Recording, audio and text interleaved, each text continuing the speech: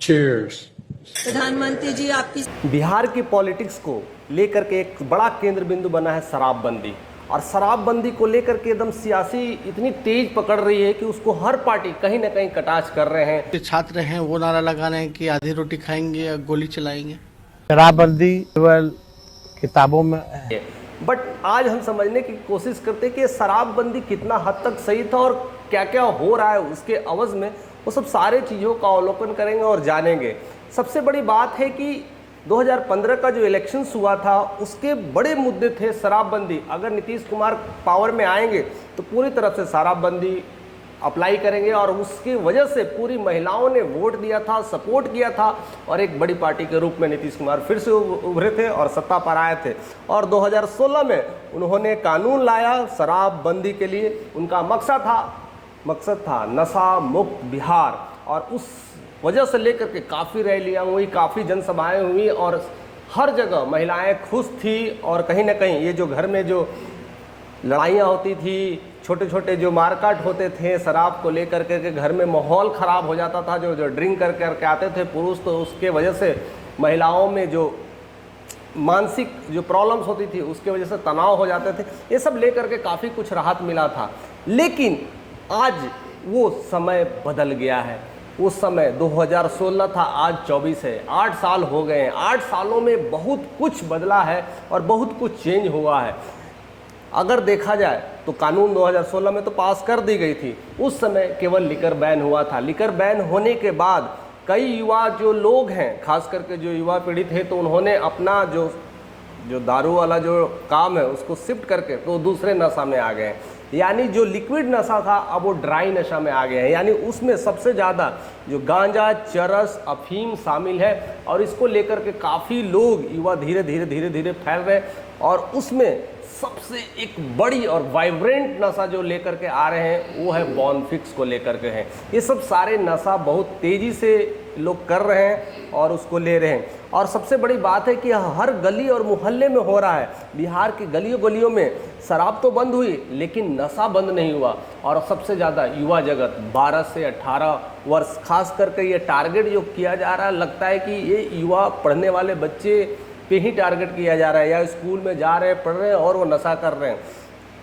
पहले जो बात थी वो नशा थी वो अलग तरह का था। जैसे ड्रिंक करते थे तो बच्चे ड्रिंक करके जाएंगे तो घर पे पता चल जाएगा, उस तरह का नशा, स्मेल आता था। और सबसे बड़ी बात है कि ये कॉस्टली भी होता था, तो एक बजट भी मेंटेन करना पड़ता था। लेकिन ये जो ड्राई नशा का जो लत पकड़ा है वो पूरी तरह से अलग है। इसकी स्मेल्स उतनी तो आती नहीं है लेकिन नशा उससे तगड़ी आती है और बहुत ज़्यादा आती है। और ये सस्ती है। 10 रुपये में गांजा लेते हैं और लोग पी के पड़े रहते हैं और अपनी ज़िंदगी का लगता है कि सुकून पहुंचाते रहते हैं। कई सारे चीज़ें हुई हैं और नारकोटिक टेस्ट के अनुसार यह पाया गया है, ये सब सारे जो नशा हो रहे हैं बहुत ज़्यादा बिहार में हो रहे हैं। बिहार नंबर 1 गांजा में नंबर 1 हो गए हैं। यानी बिहार के लोग सबसे ज़्यादा गांजा का सेवन कर रहे हैं। उसके बाद दूसरे जो नंबर पे स्टेट आती है वो मणिपुर आती है और तीसरे नंबर पे यूपी है। ये 3 जो स्टेट है गांजा में नंबर 1 है। यानी नशा आप लिक्विड को तो बंद कर दिया लेकिन ये सूखे नशे की तरफ शिफ्ट हो रहे हैं। और यह नशा काफ़ी कुछ खतरनाक होने वाला है, काफ़ी कुछ बदल के रखने वाला है, काफ़ी कुछ सियासी हो रही है।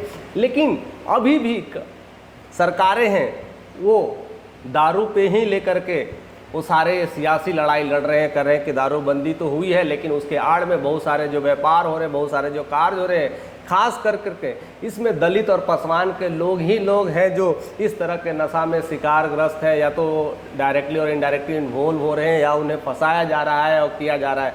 ऊंचे क्लास के लोगों को कोई दिक्कत नहीं होती है, उसके पास तो होम डिलीवरी की सुविधा है, आसानी से घर बैठे पी लेते हैं। लेकिन फंसते हैं तो दलित के लोग या पासवान के लोग या भूमिहर लोग, चमार लोग, ये सब सारे जो कैटेगरी के लोग हैं इनको ज़्यादा तकलीफ होती है। इसको लेकर के जीतन राम मांझी ने बयान दिया है कि हमारे लोगों को किसी तरह से यह फंसाने की कोशिश की जा रही है और नशा के नाम पर ये सब सारी चीज़ें हो रही है और सबसे ज़्यादा वही सब त्राही हो रहे हैं और परेशान हो रहे हैं। देखा जाए तो नशा क्या यह उम्र देख करके थोड़ी होती है या सोच के थोड़ी बताया जाता है कि आप अमीर हो या गरीब हो।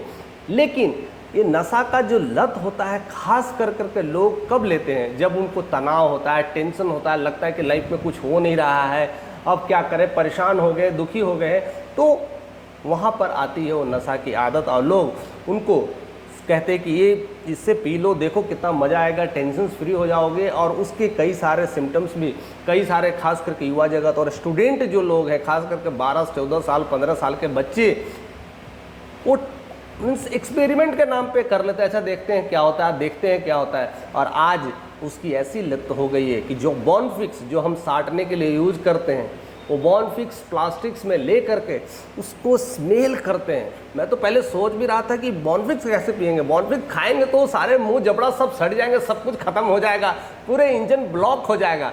लेकिन बाद में पता चला कि इसे खाते नहीं हैं, इसको सारे प्लास्टिक्स में निकाल करके पूरे भर लेते हैं 2-3 बॉर्नफिक्स को ले करके, और उसको स्मेल करते हैं और उसको स्मेल्स को अपने अंदर लेते हैं और नशा का फील करते हैं। ऐसे ऐसे नशे हो रहे हैं।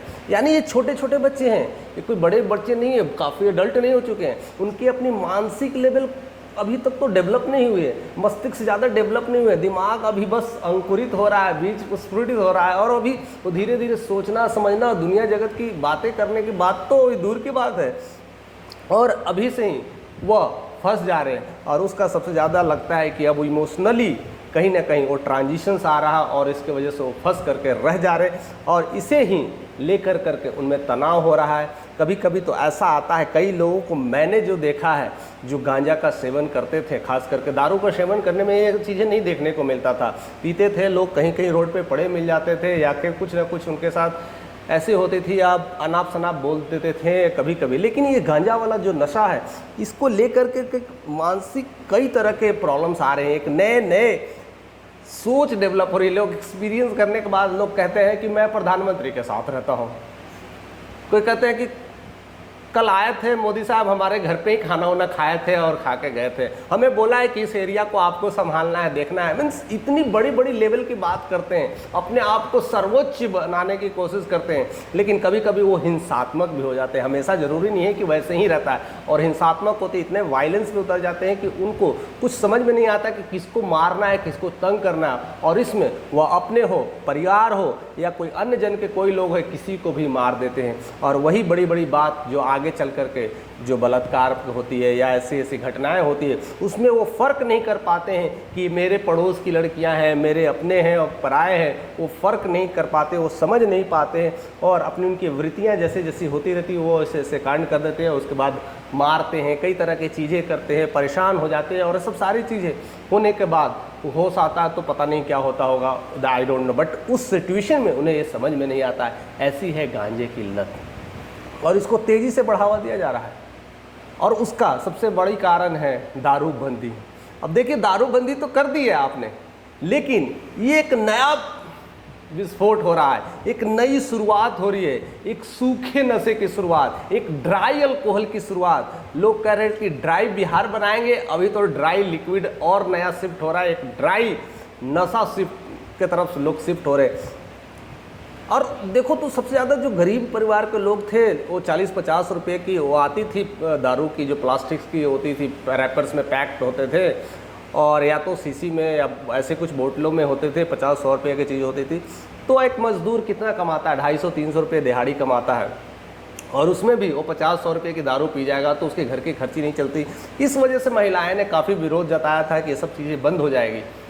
अब वो तो बंद हो गई, कहीं ना कहीं वो जुगाड़ करते थे। ऐसा लगता है कि एक गरीब परिवार को पास जब पैसे होते तो कैसे उनके घर में सलाद बनती है, पनीर की खाने बनते हैं, वैसे ही हो जाता है। जब पैसे इकट्ठे हो जाते तो एक बार ठेके से दारू लेके आ जाते हैं, बोतल लेके आ जाते हैं, 200-300 को होती है, क्योंकि दारू बंद है। तो जो दारू अभी जो मिल रही है वो किसी न किसी से थ्रू मिल रही है, और वो काफ़ी कॉस्टली मिल रहा है, और वो होम डिलीवरी हो रही है, वो भी काफ़ी कॉस्टली हो रही है। यानी दारू तो इनडायरेक्टली और डायरेक्टली मिल ही रहे हैं, लेकिन वो कॉस्टली हो जा रहे हैं, और वो अफोर्डेबिलिटी नहीं हो पा रहा है, और उसको लेकर के काफ़ी कुछ एडल्ट है वो इस तरह से शिफ्ट कर रहे हैं, और उन्हें ये अच्छा भी लग रहा है कि दिन भर कमाएं और 10 रुपया का गांजा पी लिए, अब मस्ती है, चलो ठीक है, पैसे भी बच रहे हैं, सेव भी कर रहे हैं, लेकिन उसका मानसिक किसी न किसी तरह से विकार ऐसा हो रहा है, इस तरह के उनकी नशा की वजह से उनके अंदर की विकारें चेंज हो रही है, उन मानसिक अवस्था चेंज हो रही है, मानसिक उत्पीड़न चेंज हो रहा है। और कभी कभी वो भूख लगता तो घर का सारा खाना भी इकट्ठे खा लेते हैं, और कभी कभी तो खाना ऐसे ही फेंका जाता है। यानी उसको लेकर के एक परिवार में एक अलग तरह का एक माहौल क्रिएट हो गया है, एक अलग तरह का प्रॉब्लम शुरू हो गया है। पहले तो लोग कहते थे दारू पी के आया तो ये झमेले हो रहे थे, लड़ाइयाँ हो रही थी, उसको लेकर के वोट बैंकिंग को बातें कही जा रही थी कि हम सरकार को जिताएंगे। अब भाई कैसे करोगे, अब तो सोचने वाली चीज़ है। और आज भी अभी जनसुराग कहते हैं कि मैं 15 मिनट में मेरी सरकार आएगी तो मैं दारू बंद करवा दूंगा। भाई दारू बंद करवा करके भी क्या करोगे? इतनी जो नशे जो शुरुआत कर दिए हैं लोग पिछले 8 सालों में, उसको कैसे रोका जाए? और ख़ास करके युवा जगत को हर स्कूल ग्रामीण क्षेत्रों में, हर मोहल्ले गली चौराहे पर वो चीज़ें मिलेंगे, वो नुक्कड़ में लोग मिलेंगे। इससे कैसे ख़त्म किया जाए, इससे सोचने की ज़रूरत है, इस पे कंसंट्रेट करने की ज़रूरत है कि नशा फिलहाल हमने तो बंद किया है, लेकिन एक नए नशे की तरफ जो शुरुआत हो रही है उसको कैसे रोका जाए और उसके एडिक्शंस को कैसे निकाला जाए। कई सारे स्पेशलिस्ट, मैंने डॉक्टर्स का भी बातें सुना है, जो डॉक्टर्स भी हैं तो वो कहते हैं कि इसे छुड़ाने के लिए स्पेशल कोई ऐसी दवा नहीं है, बट उसको रिहेबिलिटेशन सेंटर्स में रख करके हम ऐसी ऐसी चीज़ें खिलाते हैं, वैसी वैसी कुछ चीज़ देते हैं जिसके कारण वो वोमिटिंग करे, कुछ ऐसी नौसिया प्रॉब्लम हो जिसके कारण उसके धीरे धीरे मानसिक वृत्तियाँ चेंज हो। लेकिन सबसे अच्छा तरीका है कि उससे उनके साथ रहें, उनको समझाएं, धीरे धीरे उनको सपोर्ट करें, कोऑर्डिनेट करें और धीरे धीरे उनके मानसिक विचारों को चेंज करने की कोशिश करें। क्योंकि मानसिक विचार ही हैं उन्हें उनके तरफ ले जाते हैं। उन्हें समझ में नहीं आता है कि मेरे जीवन में अब क्या रह गया है। और उसका सबसे बड़ा एक कारण बेरोजगारी है। लोग कहते हैं कि रोजगार होगा तो लोग अच्छे से खाएंगे पिएंगे, यहाँ बेरोजगारी में ज़्यादा पी रहे हैं लोग। बड़ी सोचने वाली बात है। बेरोजगारी हो रही तो नशा भी बढ़ रहा है, यानी ये डायरेक्टली कनेक्शन है। लोग जितने ज़्यादा तकलीफ में, जितने ज़्यादा रोज़गार की कमी हो रही है, जितने ज़्यादा पैसे की कमी हो रही है, उसके वजह से घर में माहौल और ख़राब होता जा रहा है और टेंशन बढ़ते जा रहा है, और जिसके वजह सिर्फ और सिर्फ नशा है। बच्चों को समझ में नहीं आ रहा है, जो फ्री शिक्षा मिल रही है उससे समझ में नहीं आ रहा है कि मेरा जॉब लगेगा भी नहीं, मेरी पढ़ाई होगी कि नहीं, मैं आगे कर भी पाऊंगा कि नहीं। ये सब सारी तरह से वो ख़त्म होती हुई दिखाई पड़ रही है। और दूसरी सबसे बड़ी बात है जो सोशल मीडिया पे वैसे वैसे चीज़ें दिखाया जा रहा है जिसके वजह से लोग एडिक्ट होते जा रहे हैं और कहीं ना कहीं वो नशा कहीं और शिफ्ट में हो जा रहा है।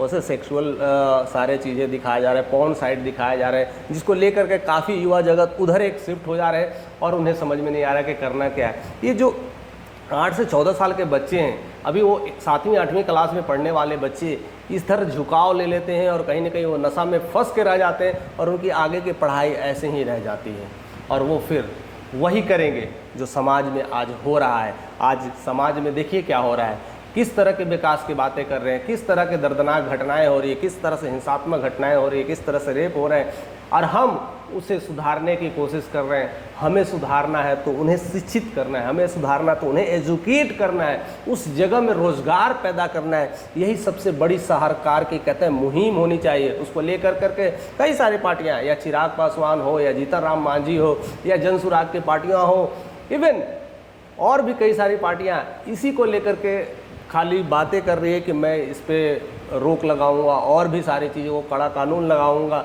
जिससे पूरी तरह से शराब बंद हो जाए। क्योंकि जिस तरह से डायरेक्टली और इनडायरेक्टली शराब देखने को मिल रहा है उससे काफ़ी असर पड़ रहा है। और ख़ास कर करके जो मैंने बोला था पासवान को और भूमिहार को, सॉरी भूमिहार को तो नहीं कह सकते, भूमिहार को बोलते हैं, जिसको मांझी परिवार के लोग बोलते हैं, वैसे लोग हैं जो खास कर करके उनको तकलीफ़ हो रही है, उनको प्रॉब्लम्स हो रही है। क्योंकि वैसे गरीब तबके के लोग ही हैं, वो पी कर करके वैसे पड़े रहते हैं। उच्च कास्ट के लोग होते हैं, हायर कास्ट के लोग होते हैं, वो पीते भी है तो एक लिमिटेशन में पीते हैं। उनको मानसिक क्लियर है कि क्या पी रहे हैं, क्या कर रहे हैं, तो एक उनकी लिमिटेशन से वो क्लियर कट काम कर लेते हैं और बाकी लोग फंस के रह जाते हैं और उसी में दबे रहते हैं। तो इसको लेकर करके हमें काफ़ी कुछ सोचना है। कई बार तो सरकारें, इवन तेजस्वी की सरकारें कहती है कि हम फिर से दारू शुरू कराएंगे, तो ये समस्याएं और बड़ी पनप रही है। तो शायद दारू की वजह से लोग थोड़ा सा ठीक रहते थे, अब और क्या क्या नहीं कर पा रहे हैं और क्या क्या चीज़ें हो रही है। लोग यहाँ से तो नहीं दूसरी जगह से ला रहे हैं, बॉर्डर पे ला रहे हैं। इतनी सारी दारू अभी दिखते जा रहे थे रोड पे, कहीं ना कहीं या तो जब्त किए जा रहे हैं। पुलिस जब एक्शन में लेती है तो कई सारे दारू की ठेके पकड़े जाते हैं। कई सारे ऐसे गांव में रिसर्च होता है तो कई सारे गांवों में दारू बन रहे होते हैं। इस पे काफ़ी कुछ अंकुश लगाने की ज़रूरत है। इसके बजाय सरकार को एक नई मुहिम छेड़नी पड़ेगी। एक शिक्षा पे ज़्यादा फोकस करना पड़ेगा और रोजगार पे। यही दो चीज़ है सरकार को फोकस करना चाहिए। जो भी सरकार आने वाली है, चाहे वो चिराग लेकर के आए, चाहे वो नीतीश लेके आए, चाहे वो तेजस्वी लेके आए, चाहे जन सुराग लेकर के आए, कोई भी पार्टियां आए, लेकिन उनको इस दो बिंदु पे काम करना ही होगा। इस दो बिंदु को लेकर के एक्शन में लाना होगा। तभी आप सोच सकते हैं कि हम बिहार को एक नया बदलने की कोशिश करते हैं। बिहार की डेवलपमेंट, अगर डेवलपमेंट कौन करता है भाई? डेवलपमेंट किसको मतलब है? मतलब उसी को है जो यहाँ पर अच्छे से जीना सीख गया, अच्छे से रहना सीख गया, उसी को डेवलपमेंट को लेकर के चिंता फिक्र है। जो दारू पी के पड़े रहते हैं उनको डेवलपमेंट की चिंता नहीं होती है। जो चेरस स्मैक खा कर सोए रहते हैं उनको बिहार के विकास की चिंता नहीं होती है।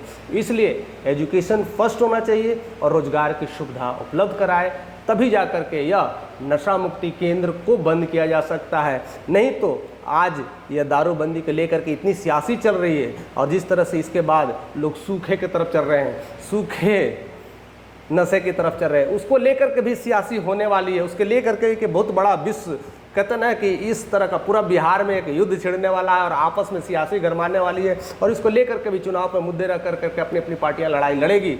लेकिन जो मेन तथ्य है, वो सारा निचोड़ है, वो सारा कुछ लेकर के आता है एजुकेशन, और आप उसे एम्प्लॉयमेंट दीजिए, रोजगार दीजिए। इन दो मुद्दे से ज़्यादा बिहार में अभी कुछ नहीं चाहिए। देखते हैं आप लोग क्या सोचते हैं, आप अपने कमेंट करके हमें बताइएगा कि और बिहार में क्या क्या चेंजेस की ज़रूरत है, सबसे ज़्यादा इम्पोर्टेंस किसकी है और कौन सी चीज़ पहले सुधार लाना चाहिए और कौन सी पार्टी आपको लगता है कि यह कारनामा करने के लिए तैयार बैठी है। कौन सा ऐसा चेहरा है जो ऐसे सारे जो दो काम है जो पहले कर लेगी और काफ़ी कुछ एक्शन में रह करके बिहार को चेंज कर पाएगी। आपका कमेंट का हमें इंतजार रहेगा, ऐसे ही बने रहेगा। अगर चैनल पे नए हैं तो सब्सक्राइब करिएगा, क्योंकि ऐसे नोटिफिकेशन आपको मिलते रहेंगे।